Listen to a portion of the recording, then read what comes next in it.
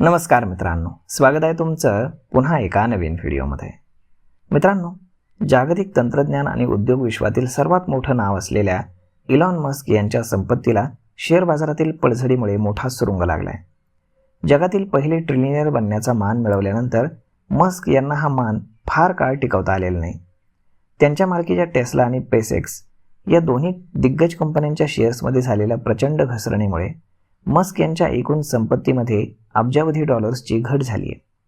या पडझडीमुळे आता टेक जगतामध्ये नवी चर्चा सुरू झाली असून हा केवळ तात्पुरता फटका आहे की कृत्रिम बुद्धिमत्ता आणि अंतराळ क्षेत्रातील कंपन्यांबद्दल गुंतवणूकदारांचा दृष्टिकोन बदलतोय, असा प्रश्न उपस्थित केला जातोय.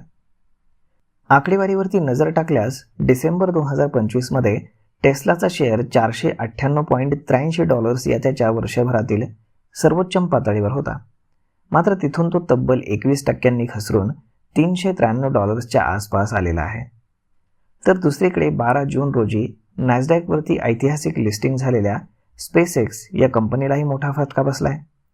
लिस्टिंगनंतर $225.64च्या विक्रमी शिखरावरती पोहोचलेला स्पेसएक्सचा शेअर थेट 30% कोसळून $157 ते $158च्या पातळीवरती स्थिरावलाय.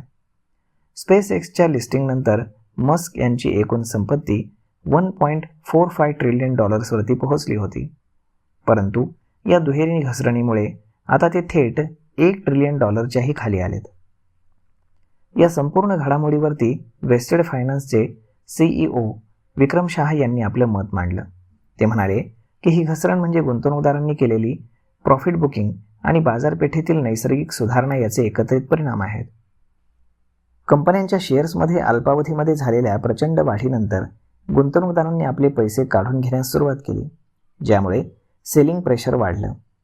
सध्या बाजार AI आणि स्पेस इकॉनॉमीशी संबंधित कंपन्यांच्या वतीनं वास्तविक मूल्यांचं पुन्हा विश्लेषण करतोय. दरम्यान शेअर्स घसरले असले तरी कंपन्यांचा मूळ व्यवसाय मात्र भक्कम आहे. टेस्लानं नुकतंच वाहनांच्या वितरणाचे सर्वोत्तम आकडे जाहीर केलेत. यावरून असं दिसतं की गुंतवणूकदार सध्या केवळ कार विक्रीवर नव्हे तर रोबोटिक्स आणि ऑटोनॉमस ड्रायव्हिंग सारख्या मस्क यांच्या भविष्यातील प्रकल्पांवरती लक्ष ठेवून आहेत. स्पेसएक्सच्या बाबतीतही स्टारलिंक हा उपग्रह इंटरनेट व्यवसाय नफ्यामध्ये असून लॉन्चिंग क्षेत्र विस्तारतोय. परंतु लिस्टिंगनंतरच्या सुरुवातीच्या अतिउत्साहामुळे शेअर्सवरती सध्या दबाव निर्माण झाला आहे. तर मग मित्रांनो, अशा पद्धतीनं इलॉन मस्क यांना मोठा फटका बसलाय.